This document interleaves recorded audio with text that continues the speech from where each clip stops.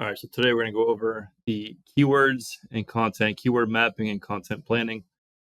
This is pretty critical for any SEO and for any websites that we're going to be building. If the client's doing SEO with us, then we would kind of incorporate these.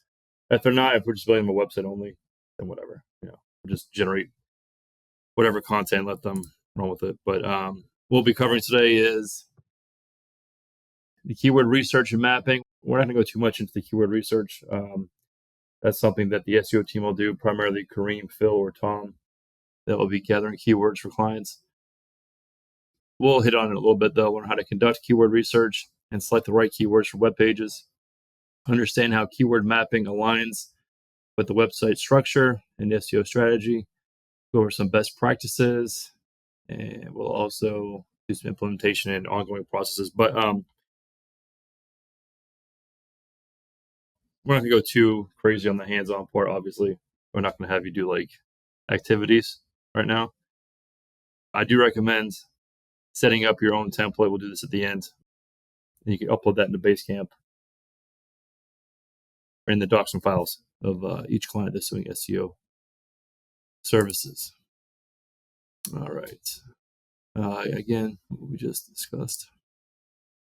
All right, so, and these images don't make sense at all. I didn't change them. They're from the last training. So disregard all this.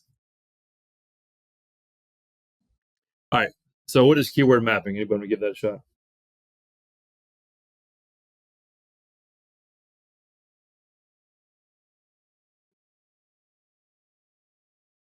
Yeah, so keyword mapping, it's actually right there.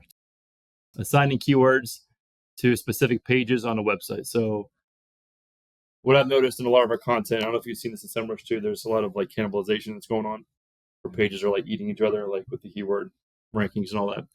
So when we have a keyword map for the website, it allows us to identify like which pages are trying to rank for which keywords and things like that. And that kind of helps our SEO process.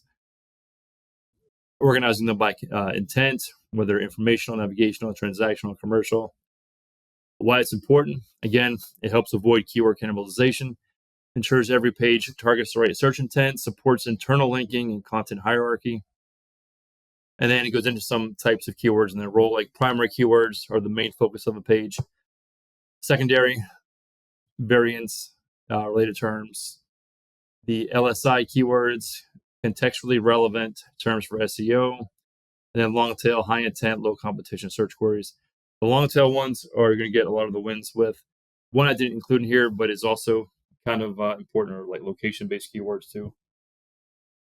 If it's a client that serves a local area, then we'll cross that bridge another time with just SEO stuff. But these are just a list of the keywords and their role there. All right, so keyword research for website development. These are the tools you can use that are available to you. If you, these are all the ones that we use in-house. SEMrush we use primarily. Google Keyword Planner I'll also use. Ahrefs, Tom likes it. A few other guys that have come through have liked that one. I'm not too crazy about it. It's okay. Google Search Console is good. You can get an idea of like you can actually the search terms people are searching for to find your content, and Answer the Public, which I do like for like blog content and things like that. Understanding the search intent, informational keywords are more like for blog posts or FAQs, kind of answering questions. Navigational, like about, contact. You got transactional, commercial. Choosing keywords for the web pages. Homepage should have like brand related keywords, service-based keywords, location-based keywords. Service pages, you want to have more transactional. You can include some commercial in there too. They're very similar, but you want to like the whole thing now with SXO2 is you want to have a lot of commercial and transactional keywords throughout your content because it's all about converting the website visitor into a customer or client or whatever. So that's the primary goal for all this. And then, blog and resource goes back to informational, contact page, local intent. So structuring a website with keyword mapping. just grouping related pages together. I'm going to show you guys some examples at the end. Pillar and cluster strategy. We don't have to go too much into this. I'm going to kind of show you guys what that looks like in a few minutes here. Creating content plans based on keywords. Topic clusters are something you can do. Internal linking. So that would be more so for the SEO team. Obviously, it wouldn't be used so much for this second part here.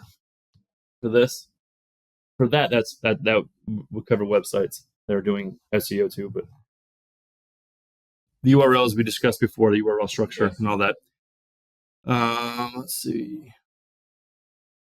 Content calendar planning.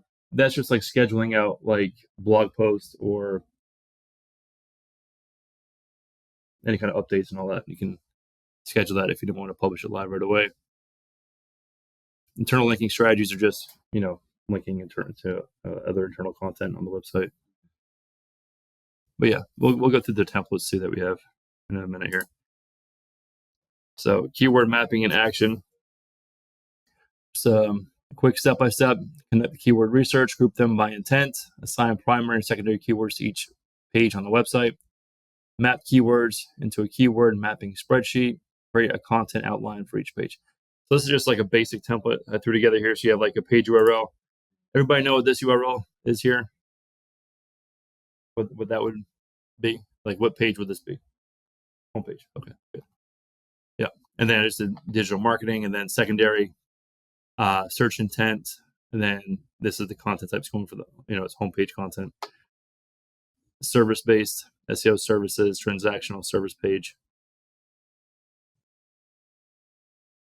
Once you just like get in the flow of it, it's pretty easy. I know it seems like a lot of information, but it's actually like not too complex when you break it down for what it is.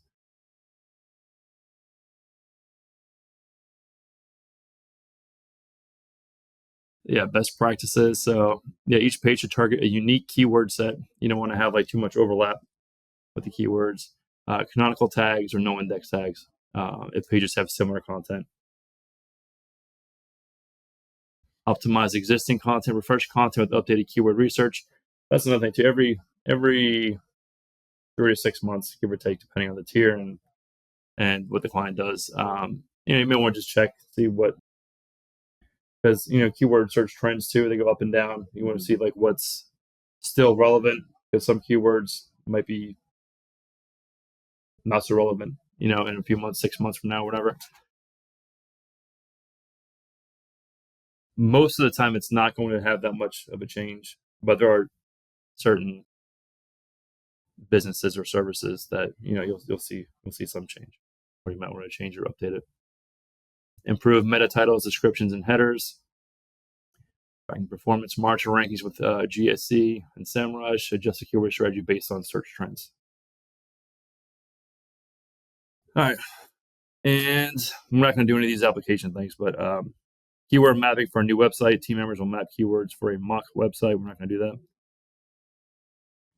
But what I did put in here was I do have some links in here. These will link you to the templates and all that. I cannot access them with this presentation, but I'll go to those here now. But before I go into the templates, anybody have any questions about anything? The shake weight? Yeah. I put in Giphy, I put hands-on experience, and then that's what came up. So, yeah. Yeah. So I noticed when I click on keywords, some underperforming, but you said to replace them roughly every quarter. You don't have to replace them necessarily. Like there'll be some like core keywords that you're gonna obviously keep, but yeah, if there's some that like the search volumes are going down for, and you see other like related ones that are showing an increase in traffic, yeah, you can swap them out. It's like you might have to rephrase some content, just like a paragraph or something to get it to reflect the updated keyword. But yeah, I would say probably 6 months. I don't think 3 months is too frequent, but 6 months should be fine. And it won't be much. I'd say let's say of 100% of the clients we had doing SEO, maybe 10% in 6 months it'll have a change, but most of them won't. Yeah. The longer you go, you'll have you'll get a better feel for it too. Like If it's like a very like niche like industry, then yeah, it might change. But if it's like pool building, there's not gonna be a whole lot of change in that. It's gonna be pretty consistent. It's the same. It's all like the contract application.